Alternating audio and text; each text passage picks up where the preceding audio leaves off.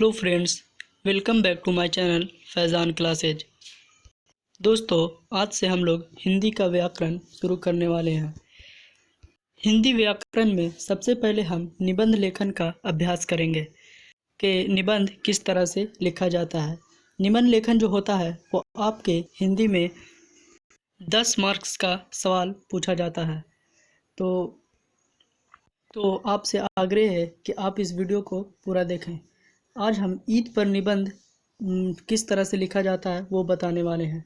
तो ईद पर निबंध जब आप लिखते हैं तो आपको ये 4 संकेत बिंदु दिए जाते हैं, जिनमें पहला संकेत बिंदु जो होता है वो होता है भूमिका, दूसरा होता है ईद मनाने के तरीके, तीसरा है ईद मनाने के कारण और चौथा जो होता है वो होता है उपसंहार। तो इन चारों बिंदुओं के बारे में आपको थोड़ा थोड़ा लिखना होता है और टोटल जो आपका निबंध होना चाहिए वो 250 से 300 शब्द में होना चाहिए। तो आज हम विस्तार पूर्वक इन चारों बिंदुओं के बारे में जानेंगे कि ये क्या होते हैं और इनको किस तरह से वर्णन करना होता है। तो चलिए दोस्तों, वीडियो स्टार्ट करते हैं। तो यहाँ पास आप देख सकते हैं कि जब आपको बोर्ड में जब प्रश्न दिया जाएगा हिंदी का पेपर में, तो प्रश्न जो संख्या जो 3 होता है उसमें आपको निबंध लेखन के लिए सवाल दिया जाता है। तो आपको अपने उत्तर पुस्तिका में कुछ इस तरह से उत्तर लिखना होगा। प्रश्नोत्तर 3, इसका मतलब हुआ कि हम 3 नंबर प्रश्न का उत्तर दे रहे हैं और किसका, तो का नंबर वाले का। और आपको टोटल 5 विषय दिए रहेंगे जिनमें से ईद एक होगा। ये तो ज़रूरी नहीं है कि ईद पर निबंध हर साल लिखने के लिए दे दिया जाए, लेकिन ये बहुत बार दे दिया जाता है। तो खैर हम देखते हैं कि इस पर किस तरह से निबंध लिखा जाता है। तो आपको यहाँ पास इस तरह से उत्तर लिखना होगा और ईद पर निबंध लिख करके स्केल से 2 लाइन यहाँ पास चिन्ह पार देना है। तो आपको जो संकेत बिंदु दिए रहेंगे उनमें पहला संकेत बिंदु भूमिका होगा, तो इसके बारे में लिखना है और डैश का निशान देना है। उसके बाद फिर आगे लिखेंगे, मानव जीवन में पर्व त्यौहार महत्वपूर्ण स्थान रखता है क्योंकि यह पर्व अथवा त्यौहार हमें समरस बनने की प्रेरणा देता है, यानी कि एक साथ रहने की प्रेरणा देता है। इस अवसर पर हम भेदभाव भूलकर आनंद के सागर में डूब जाते हैं। इसी कारण लोग पर्व त्यौहार को काफ़ी प्रसन्नता से मनाते हैं। ईद मुसलमानों के लिए सबसे बड़ा आनंद पर्व है। आनंद पर्व का मतलब हुआ खुशी का त्यौहार है।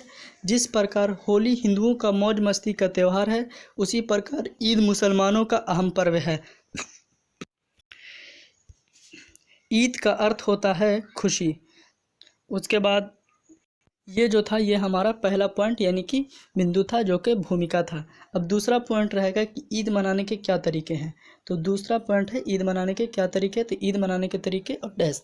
उसके बाद फिर लिखना है कि ईद के दिन लोग सवेरे ईदगाहों में जाते हैं और 4 सिजदों में नमाज अदा करते हैं, यानी 2 रकात नमाज पढ़ते हैं। तो टोटल 4 सिजदों में नमाज अदा करते हैं। नमाज के बाद इमाम खुतबा पढ़ते हैं। खुतबा के बाद ईदगाह में एकत्रित लोग आपस में गले मिलते हैं, यानी ईदगाह में जितने लोग जमा रहते हैं वो लोग आपस में एक दूसरे से गले मिलते हैं और आंतरिक प्रेम की वर्षा करते हैं अथवा एक दूसरे को ईद की मुबारकबाद देते हैं। सारी दुश्मनी ईद के घड़ी में समाप्त हो जाती है। लोगों के बीच एक नया रिश्ता या संबंध प्रेम हो जाता है। हमारा जो तीसरा पॉइंट था वो था ईद मनाने के कारण। तो इसका जो कारण है तो उसके बारे में लिखना है आपको। तो रमज़ान के 30 रोज़ों के बाद चांद देखकर ईद मनाई जाती है। इसे ईद उल फित्र भी कहा जाता है। ईद मनाने के पीछे एक लंबी कहानी है। पैगंबर हज़रत मोहम्मद ने बद्र की युद्ध में, यानी बद्र की लड़ाई में शानदार विजय हासिल की थी। इस युद्ध में उनके जीतने की खुशी में यह पाक और खुशियों का त्यौहार ईद पूरी दुनिया में मनाया जाता है। लेकिन ईद मनाए जाने का सबसे बड़ा कारण यह है कि ईद उन्हीं लोगों का त्यौहार है जिन्होंने रमज़ान के 30 रोज़े रखे। ऐसी मान्यता है कि 624 ईस्वी में पहला ईद उल फित्र मनाया गया था। तो पहला ईद जो था वो कब मनाया गया था, तो 624 ईस्वी में। अब उसके बाद जो आखिरी जो बिंदु आता है वो आता है उपसंहार, यानी कि इसके नतीजे में हमें क्या क्या इसके बारे में पता चलता है। निष्कर्ष, परिणाम भी आप इसे कह सकते हैं। तो उपसंहार में आपको उन सभी बातों का निचोड़ लिखना होता है जो आपने ऊपर वर्णन किया है। तो यह कहा जा सकता है कि ईद खुशी तो लाती है, साथ साथ साधना अर्थात परिश्रम करने की प्रेरणा भी देता है। इसका मतलब हुआ कि ईद से पहले लोग रमज़ान में बहुत सी दिक्कतों को झेल कर खुदा की खुशी के लिए रोज़े रखते हैं।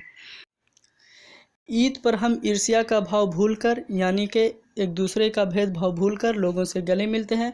उन्हें सेवई, लच्छा, दूध, खीर तथा रंग बिरंगी मिठाइयाँ खिलाते हैं। लोग बच्चों को ईदी देते हैं। बच्चों में खुशी की लहर दौड़ती रहती है। इस प्रकार हम कह सकते हैं कि ईद खुशी का त्यौहार है, इसलिए इसे मीठी ईद भी कहा जाता है। तो दोस्तों, ये था आज का वीडियो।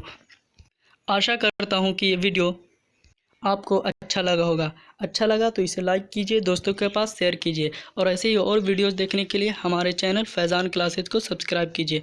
तब तक के लिए मिलते हैं अगली वीडियो में। जय हिंद।